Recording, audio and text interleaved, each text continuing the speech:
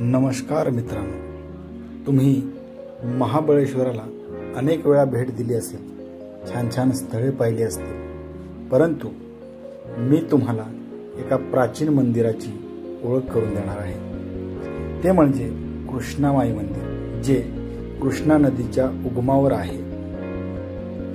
हे मंदिर कोयना, कृष्णा, वेण्णा, सावित्री आणि गायत्री या 5 नद्यांच्या संगमावर वसलेल्या पंचगंगा मंदिरापासून थोड्याच अंतरावर आहे। हे मंदिर हेमाडपंथी वास्तुकलेनुसार बांधलेले शिव मंदिर आहे। या मंदिराच्या समोर एक कुंड आहे आणि त्या कुंडात गोमुखातून पाणी पडते। या कुंडाची आणि मंदिराची अत्यंत आखीव रेखीव बांधणी आपल्याला दिसून येते। नक्षीदार खांब आणि भिंती आपल्याला मोहित करतात। आपण बघू शकता की सुंदर माहिती, सुंदर अशी मंदिर आहे। मंदिराच्या शेजारीच एक समाधीसारखे बांधकाम आहे।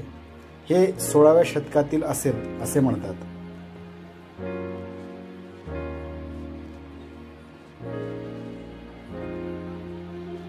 मंदिराशेजारील हे दुसरे कुंड, ज्यामधील पाणी आपल्याला दिसून येत आहे।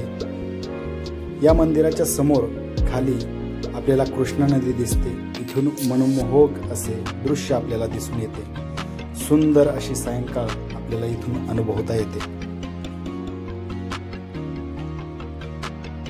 हे मंदिर कधी बांधले गेलं याबद्दल अनेक मतांतरे आहेत।